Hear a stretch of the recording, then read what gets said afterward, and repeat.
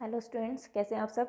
I hope कि आप सब बहुत अच्छे हैं। चलिए, तो लास्ट टॉपिक हमने पार्ट्स ऑफ स्पीच कंप्लीट कर लिया था। उसके बाद हम नया टॉपिक जो स्टार्ट करने जा रहे हैं वो है हमारा नाउन। ठीक है, तो नाउन के बारे में हमने पार्ट्स ऑफ स्पीच में जाना था कि नाउन क्या होता है। एक नेमिंग वर्ड होता है, किसी भी चीज़ का नाम, किसी भी जगह का नाम, किसी भी पर्सन का नाम। ठीक है, या फिर मैं अगर बोलूँ कि जिन चीज़ों को हम देख भी नहीं सकते उनका भी नाम आपका क्या कहलाता है, नाउन कहलाता है। ठीक है, चलिए, तो नाउन हमने सीखा था कि जब हम हु या फिर व्हाट या फिर होम से क्वेश्चन करते हैं तो हमें क्या मिलता है, नाउन या फिर प्रोनाउन मिलता है। अभी मैं प्रोनाउन का जिक्र नहीं करूंगी क्योंकि हम नाउन टॉपिक पढ़ रहे हैं। ठीक है, तो सबसे पहली हेडिंग बनाएंगे स्टूडेंट्स इसमें टाइप्स। इसमें मैं आपको क्या क्या करा चुकी हूँ, आइडेंटिफिकेशन करा चुकी हूँ, नाउन को पहचानते कैसे हैं, दैट इज़ हु व्हाट और होम का क्वेश्चन हम करते हैं तो हमें क्या मिलता है, नाउन मिलता है। उसके बाद मैं नाउन फ्रेज के बारे में आपको बता चुकी हूँ, नाउन क्लोज के बारे में आपको बता चुकी हूँ। ये सभी चीज़ें हमने पार्ट्स ऑफ स्पीच में कंप्लीट कर ली थी। तो जो डायरेक्ट आज का लेक्चर देख रहे हो, पहले अपने पार्ट्स ऑफ स्पीच के तीनों लेक्चर्स को कंप्लीट कर लेना। क्लियर है। चलिए, तो अगर हम बात करें नाउन के टाइप्स की तो सबसे पहली हेडिंग बनाएंगे स्टूडेंट्स प्रॉपर नाउन। सबसे पहली हेडिंग बनाएंगे प्रॉपर नाउन। और प्रॉपर देखो, नाम से ही पता लगता है हमें, दैट इज प्रॉपर। प्रॉपर का मतलब क्या होता है, name of a particular, name of a particular. किसी भी पर्टिकुलर का नाम क्या कहलाता है, आपका प्रॉपर नाउन कहलाता है।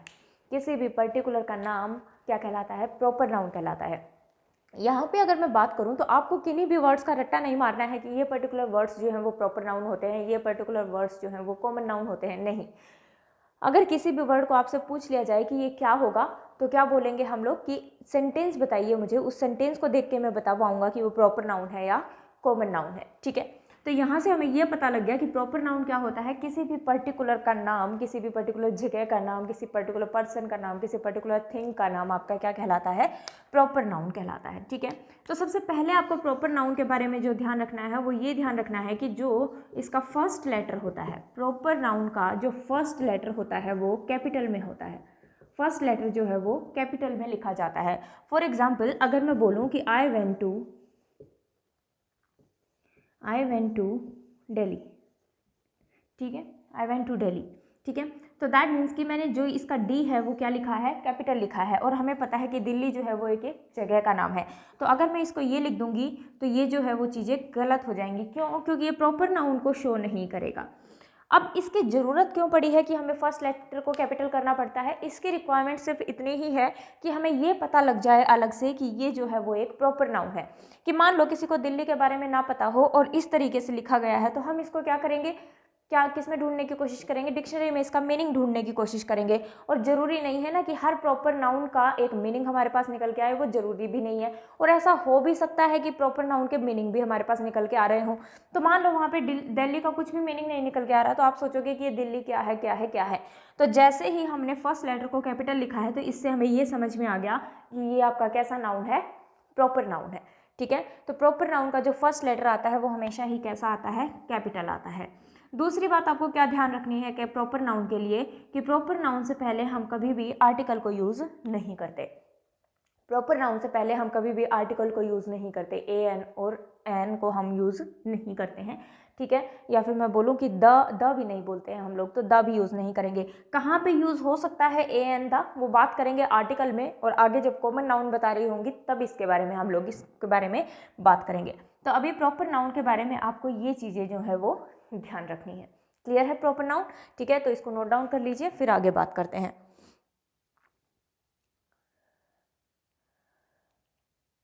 चलिए, तो सेकंड टाइप हमारा बताएंगे, सेकंड टाइप हेडिंग डालेंगे, second type that is common noun. Second heading बनाएंगे टाइप्स में कॉमन नाउन। जो सेकंड टाइप है हमारा वो है हमारा कॉमन नाउन। क्योंकि जब मैं आपको कॉमन नाउन पढ़ा रही होंगी तो प्रॉपर नाउन की बात वापस से आएगी, इसलिए प्रॉपर नाउन मैंने सिर्फ उतना ही बता के आपको छोड़ दिया है। तो ये नहीं सोचेंगे कि प्रॉपर नाउन क्या इतना ही होता है। ठीक है, अभी कॉमन नाउन को देखेंगे, उसके साथ साथ हमें पता लगने लग जाएगा। तो कॉमन नाउन देखो, नाम से ही आपको पता लगता है कॉमन। एग्जाम्पल के थ्रू समझते हैं कि मान लो हमारे पास ये एक क्लास है, ठीक है, और इसमें ये 3 पर्सन है। ठीक है, इसका नाम है राम, इसका नाम है श्याम और इसका नाम है रोहन। राम, श्याम एंड रोहन। और ये भी क्या है, एक स्टूडेंट है, ये भी क्या है, एक स्टूडेंट है, और ये भी क्या है, एक स्टूडेंट है। तीनों ही क्या हैं, स्टूडेंट है। अब देखो इनके, ये तीनों स्टूडेंट तो हैं लेकिन इनका अपना अपना नाम भी है। तो अगर इनका अपना अपना नाम है तो दैट मीन्स कि ये नीचे वाले तो क्या है, प्रॉपर नाउन। जब हमने इनको अपना, इनका एक अलग अलग नाम दिया इनको, तो ये क्या कहलाए, प्रॉपर नाउन। लेकिन तीनों के लिए ही हमने सेम वर्ड क्या यूज़ किया, स्टूडेंट, की तीनों ही क्या है, स्टूडेंट है। तो यहाँ से अगर मैं कॉमन निकालना चाहूँ तो कॉमन मेरे पास क्या निकल के आएगा, स्टूडेंट, और ये जो है ये क्या बन जाएगा आपका, कॉमन नाउन।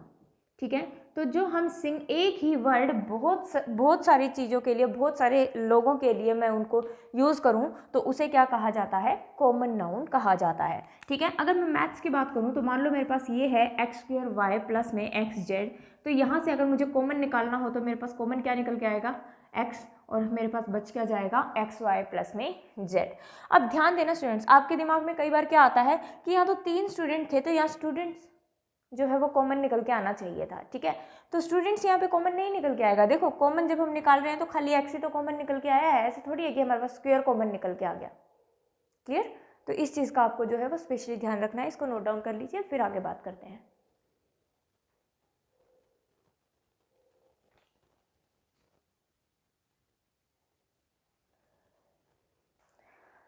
चलिए क्लास, तो देखो अब हम कभी भी रोहन को क्या नहीं बनाएंगे, रोहन्स नहीं बनाएंगे। शाम को क्या नहीं बनाएंगे, शाम्स नहीं बनाएंगे। ऐसे ही राम को क्या नहीं बनाएंगे, राम्स नहीं बनाएंगे।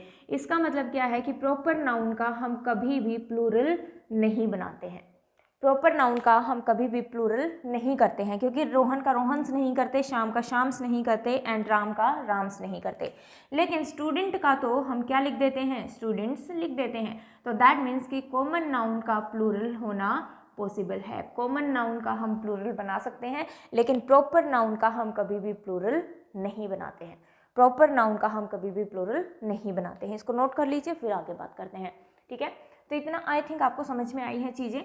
चलिए अब कुछ एग्जाम्पल्स देखते हैं, तो वहाँ आप देखना कि वो प्रॉपर नाउन है या कॉमन नाउन है, प्रॉपर नाउन है या कॉमन नाउन है। क्लियर, चलिए तो हमने क्या देखा कि प्रॉपर नाउन को हम क्या नहीं बना सकते स्टूडेंट्स, प्लूरल नहीं कर सकते, लेकिन कॉमन नाउन का प्लूरल कर सकते हैं। ठीक है, ओके, चलिए अगर मैं लिखूं I know Ramans who is a doctor, I know Ramans who is a doctor. ठीक है, तो दैट मीन्स मैं क्या कह रही हूँ कि मैं रमन्स को जानती हूँ जो कि क्या है, डॉक्टर है, जो कि क्या है, डॉक्टर है। अब देखो आपके दिमाग में क्या आएगा कि ये जो रमन्स है ना, रमन का तो हम प्लूरल नहीं करते कभी भी, प्रॉपर नाउन का हम प्लूरल नहीं करते, लेकिन क्या पता प्रॉपर नाउन का प्लूरल थोड़ी ना कर रहे हैं हम, प्लूरल तो कर ही नहीं रहे, क्योंकि आगे ध्यान दो कि वर्ब कैसे लगी हुई है, आपके पास सिंगुलर लगी हुई है। वर्ब हमारे पास सिंगुलर लगी हुई है, दैट मीन्स कि मैं एक ही पर्सन की बात कर रही हूँ, है ना, कि अगर मेरे पास यहाँ पे वर्ब सिंगुलर लगी हुई है तो मैं तो एक ही पर्सन की बात कर रही हूँ कि भाई मैं रमन्स को जानती हूँ जो कि क्या है, डॉक्टर है। तो वर्ब मेरी सिंगुलर है, दैट मीन्स कि ये एक ही पर्सन है, और एक ही पर्सन है तो हो सकता है कि ये जो रमन्स है वो नाम ही हो इसका, रमन्स जो है वो नाम ही हो इसका। ठीक है, तो हमें कभी ये गलती नहीं करनी है कि हम यहाँ से एस को काट देंगे। अगर हम यहाँ से एस को काटेंगे तो ये कोई एरर नहीं है, क्या पता इसका नाम ही ये रखा हो, उसके माता पिता ने उसका नाम ही ये रखा हो। फॉर एग्जाम्पल अगर मैं बोलूँ the name of his child is Ramans, उनके जो बच्चे का नाम है, जो वो क्या नाम है, रमन्स नाम है। तो रमन्स यहाँ पे कैसा नाउन हो जाएगा स्टूडेंट्स, प्रॉपर नाउन हो जाएगा। ठीक है, इसका मतलब ये थोड़ी है कि मैं बहुत सारे रमन की बात कर रही हूँ, है ना, इसका मतलब ये तो है ही नहीं। तो मैं रमन प्रॉपर नाउन को प्लूरल नहीं बना रही, हो सकता है कि वो उसका नाम ही हो प्रॉपर नाउन में। ठीक है ना, तो ये चीज़ आपको ध्यान रखनी है। लेकिन अगर मैं बोल दूँ कि आई वेंट टू डेलीज, ठीक है, अब डेलीज तो कुछ नहीं होता, ये तो हमें पता ही है, तो यहाँ पे हमें दिल्ली ही करना पड़ेगा। ठीक है, लेकिन ये तो नाम हो सकता है, अब ये तो कोई नाम नहीं है, दिल्ली तो दिल्ली ये सेंस आती है हमारे पास, तो इसको तो हमें दिल्ली करना पड़ेगा। लेकिन ये हो सकता है किसी पर्सन का नाम ही ये रख दिया गया हो, तो इस चीज़ का आपको स्पेशली ध्यान रखना है। ठीक है, तो हम प्रॉपर नाउन को प्लूरल नहीं बना रहे, ये उसका नाम भी हो सकता है। ठीक है, इसको नोट कीजिए, फिर आगे बात करते हैं।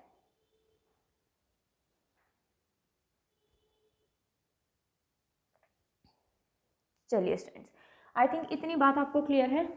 ओके, इसके बाद एक नोट बनाएंगे, इसके बाद एक नोट बना के लिखेंगे और उसमें क्या लिखेंगे, प्रॉपर नाउन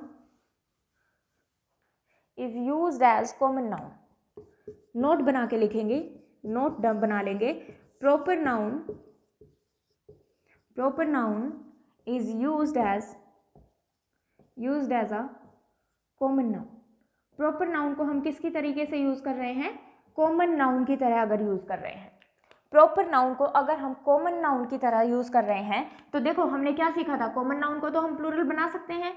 तो अगर हम प्रॉपर नाउन को ही किसकी तरह यूज कर रहे हैं, कॉमन नाउन की तरह यूज कर रहे हैं, तो हम इसको प्लूरल जो है वो बना सकते हैं, प्रॉपर नाउन का प्लूरल जो बना सकते हैं। लेकिन वो प्रॉपर नाउन का काम ना करके किसका काम कर रहा होगा, कॉमन नाउन का काम कर रहा होगा। प्रॉपर नाउन का काम नहीं कर रहा होगा, वो किसका काम कर रहा होगा, कॉमन नाउन का। और कॉमन नाउन का अगर काम कर रहा होगा प्रॉपर नाउन, तो कॉमन नाउन का प्लूरल करना तो पॉसिबल है। समझ में आई बात? चलिए एग्जाम्पल से समझते हैं। वापस से मैं यही एग्जाम्पल ले रही हूँ, ठीक है, कि हमारे पास कितने पर्सन है, यहाँ पे 3 पर्सन है, क्लास है, तीनों ही क्या है, स्टूडेंट है। अभी जो हमने लिखा था मैं शॉर्ट फॉर्म में लिख रही हूँ, आप लोग पूरा लिख लेंगे, ठीक है। तो स्टूडेंट है तीनों ही, लेकिन अब ध्यान देना कि तीनों का ही नाम क्या है, राम। तीनों का ही नाम क्या है, राम, ठीक है। अब मान लो मैंने एक पर्सन को बोला कि जाओ क्लास में से राम को बुला लाओ, ठीक है। वो उस क्लास में गया और उसने बोला कि भाई राम को मैम बुला रही है, तो 3 राम खड़े हो गए, 3 राम जो है वो खड़े हो गए कि भाई कौन से राम को बुला रही है। तो वो पर्सन वापस गया, उसने कहा कि मैम क्लास में तो 3 राम है, किसको बुला के लाऊं, क्लास में तो कितने राम है, 3 राम है। दैट मीन्स कि इसका नाम भी राम है, इसका नाम भी राम है, इसका नाम भी राम है। तो अगर मैं यहाँ से कॉमन निकालने लगूंगी तो मेरे पास कॉमन क्या निकल के आएगा, राम ही तो कॉमन निकल के आएगा। ऊपर से कॉमन निकालूंगी तो मेरे पास कॉमन क्या निकल के आएगा, स्टूडेंट निकल के आएगा, ठीक है। तो तीनों के राम राम राम है, इसमें से मैं कॉमन निकालूंगी तो मेरे पास राम क्या निकल के आया है, कॉमन। अब कॉमन निकल के आया है, इट मीन्स कि ये कॉमन नाउन की तरह यूज हो रहा होगा, ठीक है। तो अगर मैं बोलूँ कि यहाँ कितने स्टूडेंट्स हैं, 3 स्टूडेंट्स हैं, तो मैं क्या लिखूंगी, 3 स्टूडेंट्स। अगर मैं कहूँ इस क्लास में कितने राम हैं, तो मैं क्या लिखूंगी, कितने राम है, 3 राम्स है। कितने राम है, 3 राम्स है, ठीक है। तो दैट मीन्स कि स्टूडेंट्स भी कॉमन नाउन है और ये राम्स भी क्या है, कॉमन नाउन है यहाँ पे। तो हमने सीखा था कि कॉमन नाउन को तो हम प्लूरल बना सकते हैं। स्टूडेंट से हमने क्या बना दिया, स्टूडेंट्स, और राम से हमने क्या बना दिया, राम्स बना दिया। इतना नोट कीजिए, फिर आगे बात करते हैं।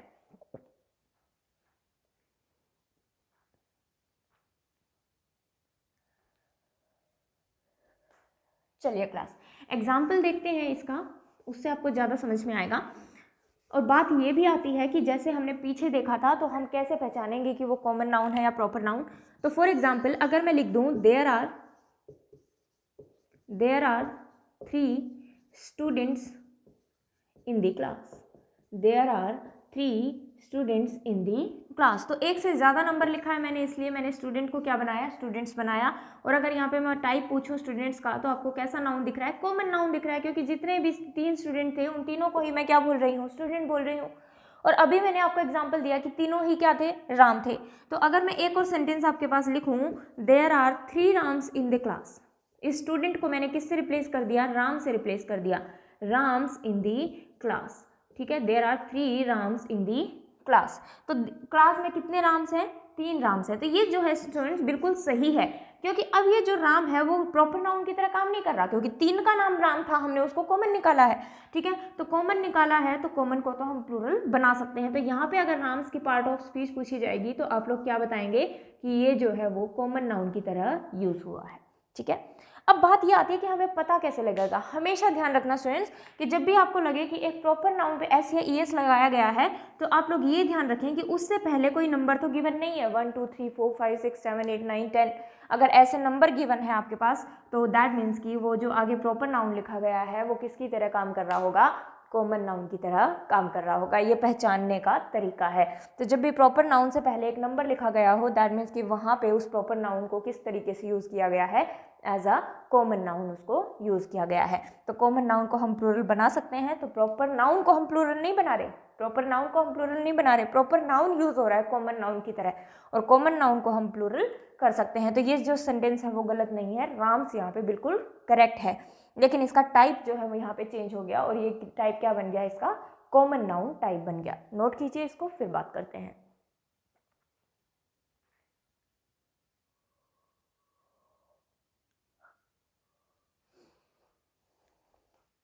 आई थिंक 2 टाइप आपको क्लियर हो गए हैं नाउन के, ठीक है।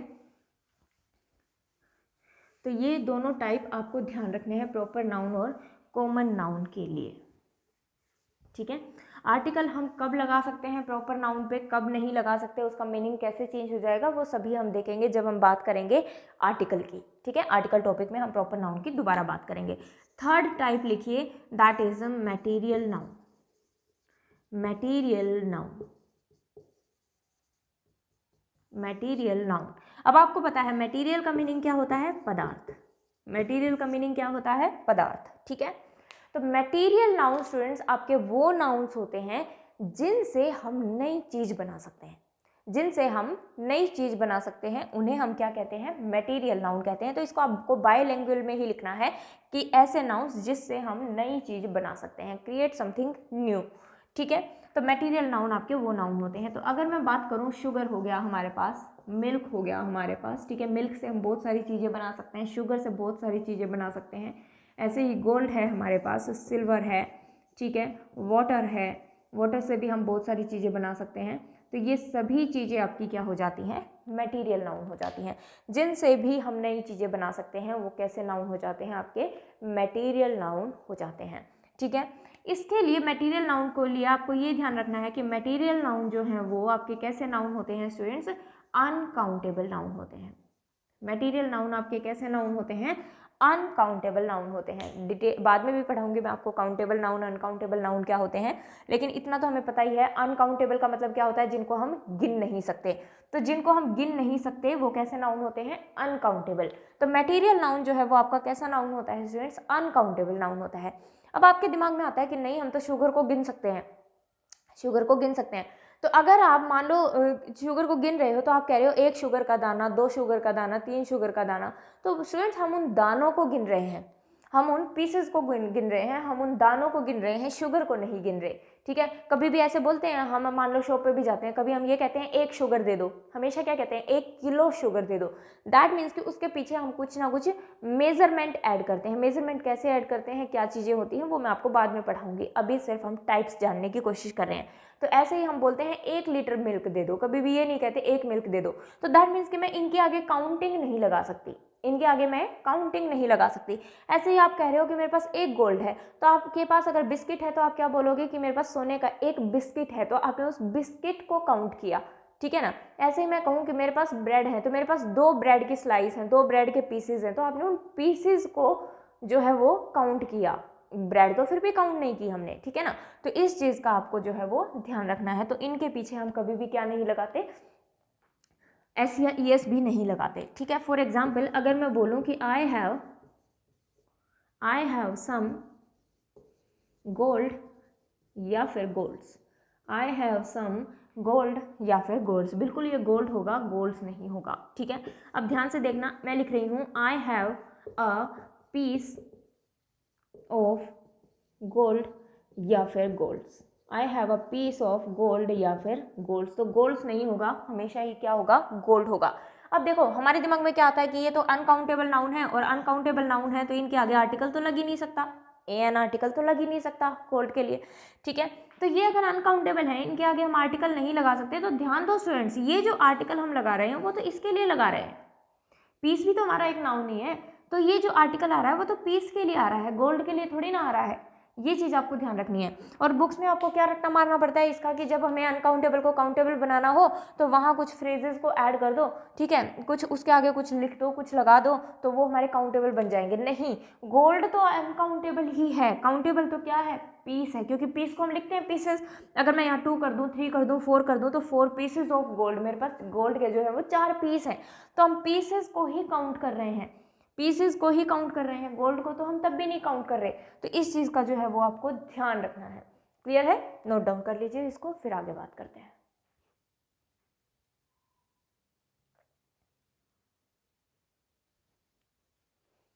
चलिए क्लास, तो आई थिंक आपको मटेरियल नाउन क्लियर है कि मटेरियल नाउन क्या होता है, ठीक है। आगे जब काउंटेबल अनकाउंटेबल की बात आएगी तो मटेरियल नाउन के बारे में दोबारा जिक्र करेंगे हम लोग, ओके। तो ये चीज़ आपको समझ में आ गई होगी। इसके बाद 4th हेडिंग बनाइए, that is abstract noun. 4th type है आपका एब्स्ट्रैक्ट नाउन।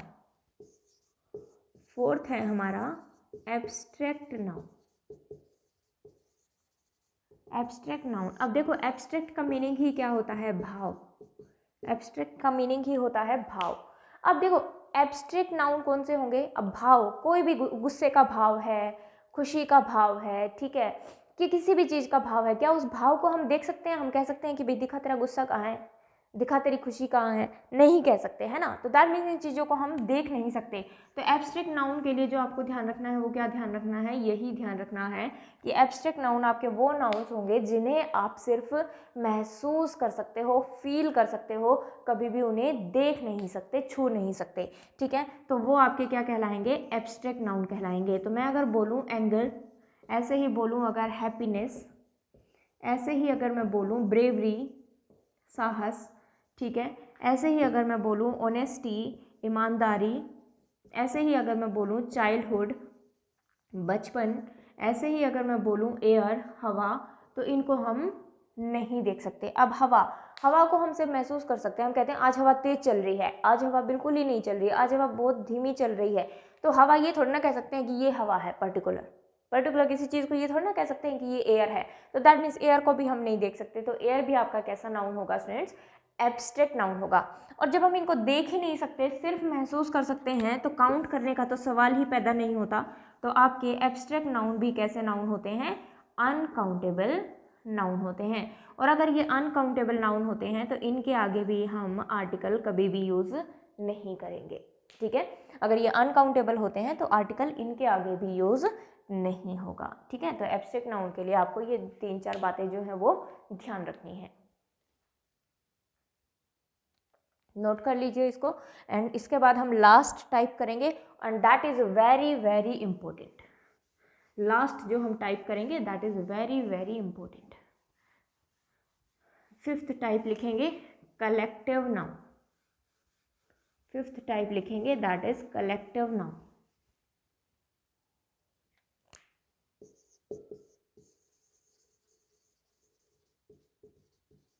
कलेक्टिव नाउन,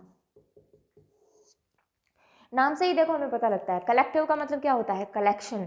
तो किसी भी कलेक्शन का नाम, नेम ऑफ अ कलेक्शन, किसी भी कलेक्शन का नाम आपका क्या कहलाता है, किसी भी कलेक्शन का नाम आपका क्या कहलाता है, कलेक्टिव नाउन कहलाता है, ठीक है। कैसे, एग्जाम्पल से समझाती हूँ मैं आपको कि मान लो ये एक रूम है, ठीक है, और इसमें जो है 5 पर्सन है, 5 पर्सन है।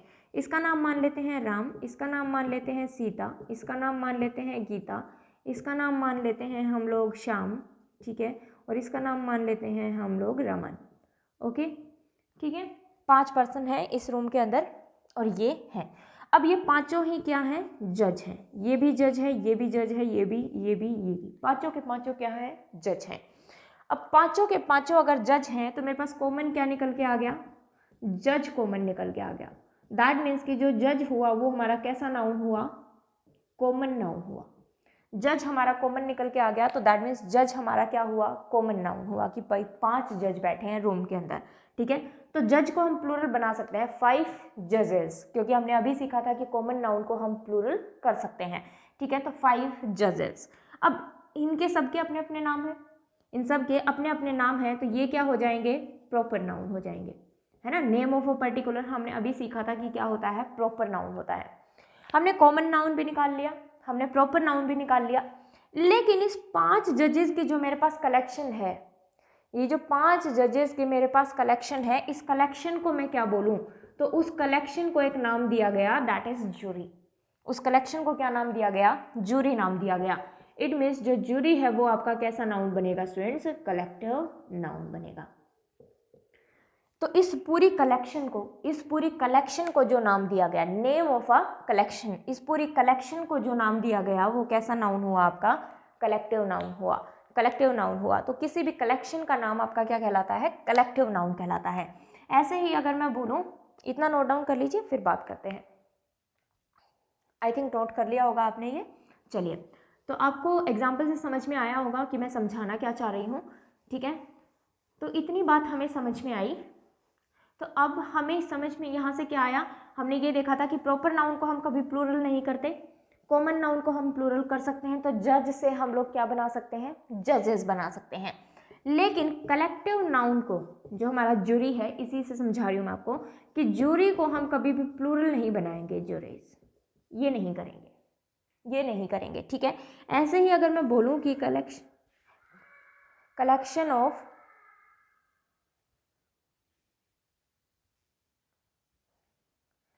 चलिए स्टूडेंट्स, तो कलेक्शन ऑफ, अगर मैं बोलूँ कलेक्शन ऑफ गर्ल्स या फिर विमेन, कलेक्शन ऑफ गर्ल्स या फिर विमेन, तो उसे कहा जाता है बेवी, उसे क्या कहा जाता है, बेवी, ठीक है। तो इस बेवी को हम कभी भी बेवीज नहीं बनाएंगे, इस बेवी को कभी भी बेवीज नहीं बनाएंगे। तो दैट मीन्स कि जो कलेक्टिव नाउन है उसको हम कभी भी प्लूरल नहीं करते हैं, ठीक है। तो कलेक्टिव नाउन को कभी भी प्लूरल नहीं करेंगे। यही वर्ड, यही जो वर्ड है आपका, ये प्लूरल की तरह भी काम कर सकता है और ये सिंगुलर की तरह भी काम कर सकता है। यही सेम वर्ड, यही सेम बेवी वर्ड, यही वर्ड रहेगा, वर्ड यही रहेगा, हम इसके पीछे एस या ई एस नहीं लगाएंगे, वर्ड आपका यही रहेगा, लेकिन ये प्लूरल का काम भी कर सकता है और ये सिंगल यूनिट की तरह भी काम कर सकता है, सिंगुलर की तरह भी काम कर सकता है, वो हम एग्जाम्पल से देखेंगे। तो अगर कलेक्टिव नाउन एक सिंगल यूनिट की तरह काम कर रहा है, अगर कलेक्टिव नाउन एक सिंगल यूनिट की तरह काम कर रहा है तो हम इसको सिंगुलर की तरह यूज करेंगे। और अगर कलेक्टिव नाउन आपका डिवाइडेड यूज हो रहा है, डिवाइडेड यूज हो रहा है, तो हम इसको किस तरीके से यूज कर लेंगे, प्लूरल के सेंस में यूज कर लेंगे, ठीक है। इसको नोट डाउन कर लीजिए, फिर बात करते हैं। जो बात मैंने आपको बताई है वही लिख रही हूं मैं, कि अगर कलेक्टिव नाउन आपका सिंगल यूनिट की तरह यूज हो रहा है, एक बार लिखते जाएंगे, साथ साथ एग्जाम्पल कराऊंगी तो आपको समझ में आएगा। अगर ये सिंगल यूनिट की तरह काम कर रहे हैं तो ये किसकी तरह यूज होंगे, सिंगुलर की तरह यूज होंगे। और अगर ये डिवाइडेड यूज हो रहे हैं, डिवाइडेड के सेंस में यूज हो रहे हैं, तो हम इनके साथ में क्या यूज करेंगे, मतलब क्या यूज करेंगे, जो वर्ब होगी वो भी हमारी प्लूरल हो जाएगी, लेकिन ये वर्ड कलेक्टिव नाउन वर्ड जो है वो वर्ड ही रहेगा सेम, लेकिन वो किसके सेंस दे रहा होगा, हमें प्लूरल की सेंस दे रहा होगा, ठीक है। तो ये चीज़ आपको ध्यान रखनी है। इसके बाद हम एग्जाम्पल्स देखते हैं, ये नोट आउट कर लीजिए। चलिए, तो इसके बाद कलेक्टिव नाउन के कुछ एग्जाम्पल्स की बात करते हैं, उससे आपको समझ में आ जाएगा कि कब कलेक्टिव नाउन जो है वो प्लूरल होगा और कब कलेक्टिव नाउन जो है वो सिंगुलर की सेंस दे रहा होगा। फॉर एग्जाम्पल अगर मैं बोलूँ the jury have taken its या फिर देयर डिसीजन, इट्स या फिर their decision, the jury have taken its their decision. अब देखो, जूरी ने एक डिसीजन ले लिया है, हम यही कह रहे हैं कि जूरी जो है वो डिसीजन ले चुकी होगी, तो दैट मीन्स मेजोरिटी जो भी रही होगी उसके हिसाब से रिजल्ट डिसीजन आ गया होगा। तो दैट मीन्स कि यहाँ पे अगर मैं बात करूँ तो इसने, जो जूरी ने है वो किसकी तरह काम किया है, सिंगल यूनिट की तरह काम किया है।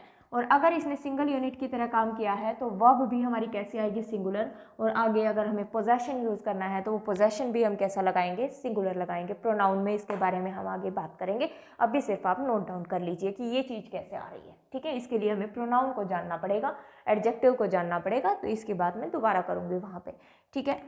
चलिए, ऐसे ही अगर मैं लिख दूँ द जूरी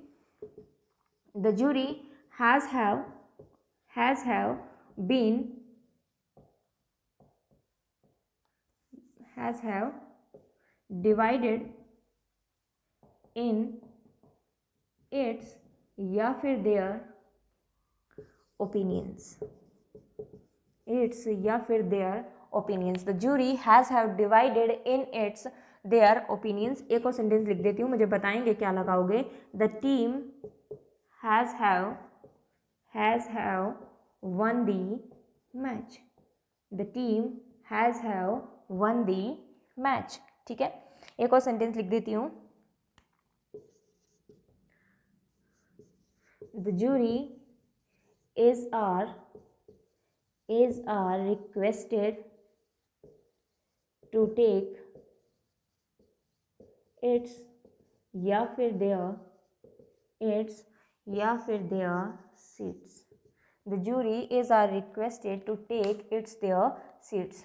चलिए students, the jury has have, अब डिवाइड हो चुके हैं, और अगर डिवाइड हो चुके हैं तो दैट मीन्स कि यहाँ हमें किसकी सेंस आ रही है, डिवाइडेड की सेंस आ रही है, और डिवाइडेड की सेंस आ रही है दैट मीन्स सबके विचार जो है, सबके ओपिनियन जो है वो अलग अलग रहे होंगे और अलग अलग रहे होंगे, तो दैट मीन्स कि यहाँ पे जो ज्यूरी वर्ड है वो किसकी तरह साउंड कर रहा है, हमें प्लूरल की तरह साउंड कर रहा है, तो यहाँ पे अब हम देयर लगाएंगे, इट्स यूज़ नहीं करेंगे।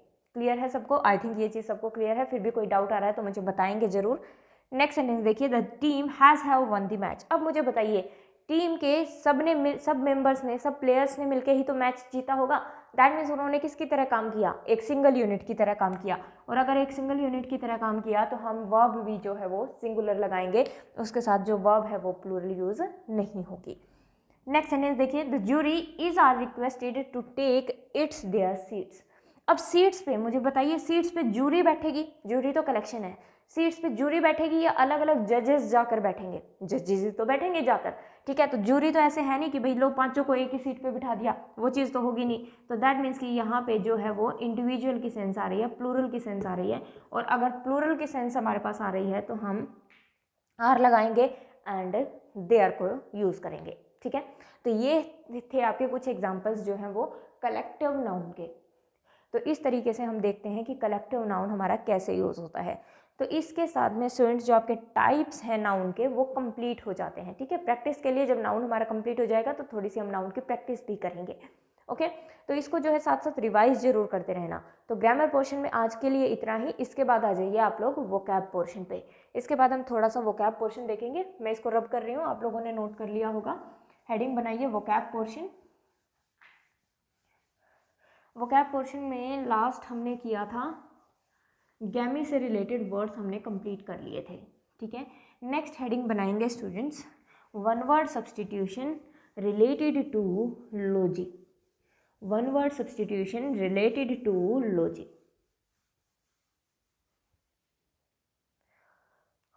One word related to logy, ठीक है। लॉजी वापस से आपका एक रूट वर्ड है।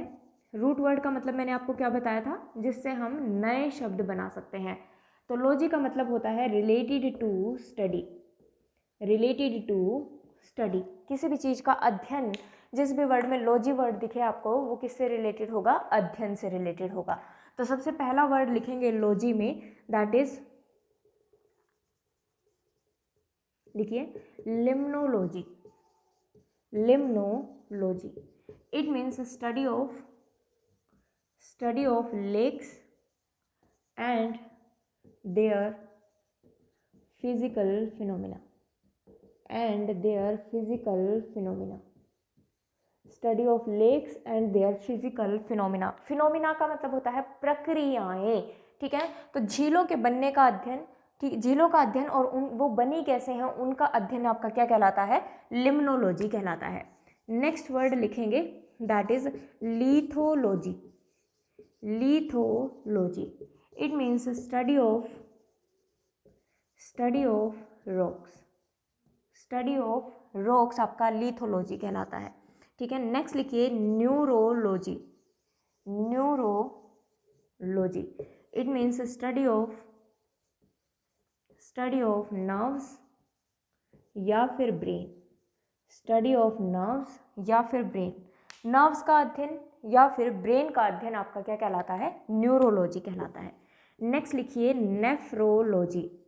Nephrology, it means study of kidney. Study of kidney, kidney का अध्ययन आपका क्या कहलाता है, नेफ्रोलॉजी कहलाता है। नेक्स्ट लिखिए इकोलॉजी। इकोलॉजी, इको का मतलब आपको पता ही है, study of environment. Study of environment, environment का मतलब होता है वातावरण। Study of environment with respect to living things. With respect to living things, ठीक है। तो study of environment with respect to living things आपका क्या कहलाता है, इकोलॉजी कहलाता है, ठीक है। नोट डाउन कर लीजिए इसको, फिर बात करेंगे।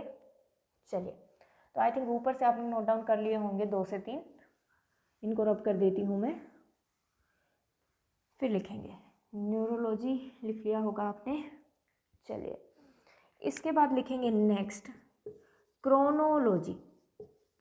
क्रोनोलॉजी, ध्यान रखिए स्टूडेंट, जिस भी वर्ड में क्रोनो वर्ड आ रहा है, जिस भी वर्ड में क्रोनो वर्ड आ रहा है रिलेटेड टू टाइम होगा।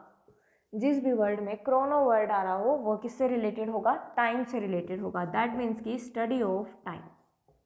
स्टडी ऑफ टाइम, समय का अध्ययन कहलाता है आपका क्रोनोलॉजी। नेक्स्ट लिखेंगे क्रोमेटोलॉजी। क्रोमेटोलॉजी, अब जिस भी वर्ड में आपको क्रोमेटो वर्ड दिखे वो रिलेटेड टू कलर होता है। जिस भी वर्ड में आपको क्रोमेटो वर्ड दिखे रिलेटेड टू कलर होता है, तो it means study of colours. रंगों का अध्ययन कहलाता है आपका क्रोमेटोलॉजी। रंगों का अध्ययन कहलाता है क्रोमेटोलॉजी। नेक्स्ट लिखिए, that is very very important, Haryana के एग्जाम में कई बार पूछा गया है, लेक्सिकोलॉजी।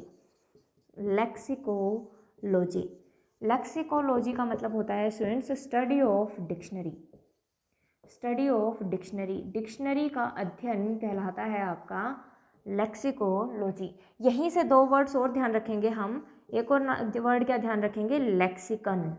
लेक्सिकन होता है सिनोनिम ऑफ डिक्शनरी, डिक्शनरी का सिनोनिम, डिक्शनरी का समानार्थक। और हरियाणा के एग्जाम में ये क्वेश्चन पता नहीं कितनी बार ही पूछा गया है, या तो डिक्शनरी का सिनोनिम पूछ लिया जाता है या लेक्सिकन का सिनोनिम पूछ लिया जाता है। तो लेक्सिकन पूछा गया है तो डिक्शनरी बताना है, डिक्शनरी का पूछा गया है तो लेक्सिकन बताना है।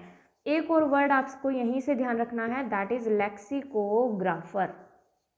लेक्सिकोग्राफर, ठीक है। लेक्सिकोग्राफर का मतलब क्या होता है? वन हु कंपाइल्स डिक्शनरी, जो डिक्शनरी बनाता है।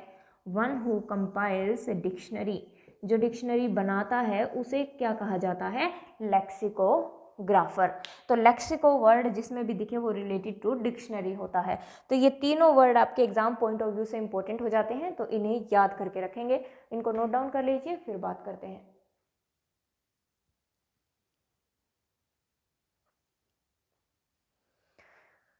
चलिए स्टूडेंट्स, तो ये आपने लिख लिए होंगे, रब कर देती हूँ मैं इनको।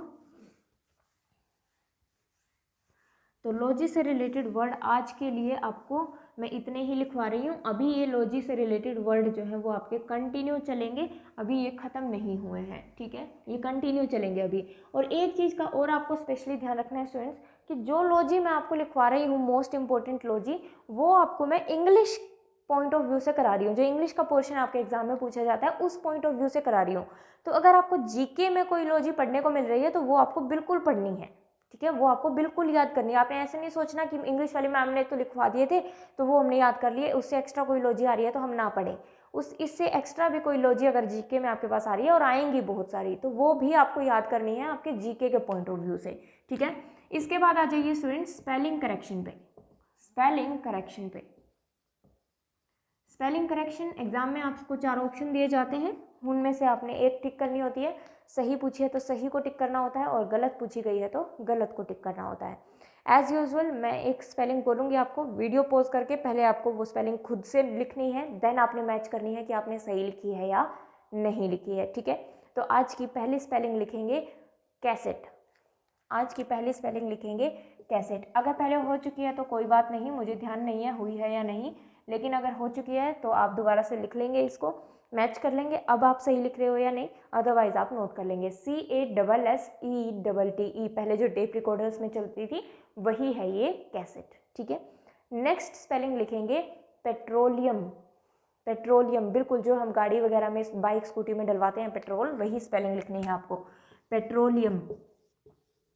पेट्रोल की स्पेलिंग लिखेंगे और उसके आगे लगाएंगे EUM, EUM। नेक्स्ट स्पेलिंग लिखेंगे लिटरेचर। नेक्स्ट स्पेलिंग लिखेंगे लिटरेचर, साहित्य। जैसे बोल रही हूँ वैसे ही लिखनी है आपको, स्पेलिंग में कोई गैप नहीं है, सिर्फ आपको याद रहे इसलिए ये गैप छोड़ रही हूँ। लिटरेचर, गलती कहाँ करते हैं? यहाँ पे गलती करते हैं ई ना लगाने की, क्योंकि जैसे हम बोलते हैं लिटरेचर तो ई जो है वो साइलेंट हो जाता है और हम उसको लिखते भी नहीं हैं। तो लिटरेचर का मतलब होता है साहित्य, ठीक है। तो साहित्य, इंग्लिश लिटरेचर आपने सुनी होगी, हिंदी लिटरेचर आपने सुनी होगी, तो वही हिंदी साहित्य या फिर इंग्लिश साहित्य स्पेलिंग होती है दिस वन। नेक्स्ट स्पेलिंग लिखेंगे पिरामिड। पिरामिड मैथ्स में भी पढ़ते हो आप लोग पिरामिड्स, ठीक है, और वैसे भी आप लोगों ने पिरामिड्स देखे होंगे मूवीज़ वगैरह में भी। तो पिरामिड की स्पेलिंग होगी स्टूडेंट्स PYRAMID। PYRAMID क्या कहलाएगा आपका? पिरामिड। नेक्स्ट स्पेलिंग लिखेंगे ट्रायंगल। नेक्स्ट स्पेलिंग लिखेंगे ट्रायंगल। गलती करते हैं स्टूडेंट्स इस स्पेलिंग में, नी पीछे एंगल कोण, ये जो एंजल होती है ये होती है परी, जिसे आप परी कह देते हो, दिस वन एंजल ANGEL, लेकिन ये होता है एंगल कोण। और ट्राई की बात कर रहे हैं तो त्रिकोण, त्रिकोण जिसे हम कहते हैं, ठीक है, दैट इज ट्रायंगल। तो ये चीज़ आपको ध्यान रखनी है। नेक्स्ट स्पेलिंग लिखेंगे thermometer and that is very very important. Thermometer, thermometer, thermometer. अब गलती जो होती है वो यहाँ पे होती है कि METER आएगा या METRE आएगा। तो ध्यान रखना स्टूडेंट्स, METER आएगा ना कि METRE आएगा किस स्पेलिंग के अंदर? थर्मोमीटर के अंदर। याद रखने का बहुत सिंपल तरीका है। मीटर जो स्पेलिंग है वो है आपकी मेजरमेंट की, ठीक है। आप कहते हैं ना मीटर से किलोमीटर में चेंज कर दिया, किलोमीटर से मीटर में चेंज कर दिया, तो ये वो स्पेलिंग है मेजरमेंट की। और ये जो स्पेलिंग होती है METER, ये स्पेलिंग होती है स्टूडेंट्स डिवाइस की, किसी भी यंत्र की।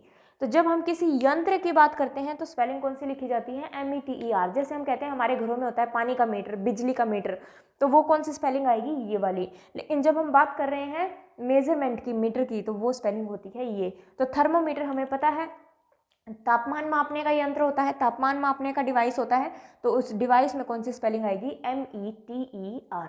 तो कभी भी किसी भी डिवाइस का नाम लिख रहे हो उसमें मीटर आपको दिखाई दे रहा है तो आप इस स्पेलिंग को लिखोगे METER को, ना कि METRE को लिखेंगे, ठीक है। तो इसको नोट डाउन कर लीजिए इन स्पेलिंग्स को, देन बात करते हैं। तो आई थिंक चीज़ें आपको समझ में आ गई हैं, ठीक है। तो स्टूडेंट्स साथ साथ रिवाइज जरूर करते रहें अपना, अगर रिवाइज नहीं करोगे तो आपको प्रॉब्लम आएगी, ठीक है। तो बाकी का लेक्चर हम नेक्स्ट क्लास में कंटिन्यू करते हैं, ठीक है। तो इतना अपना पढ़ के जरूर रखें। Thank you class.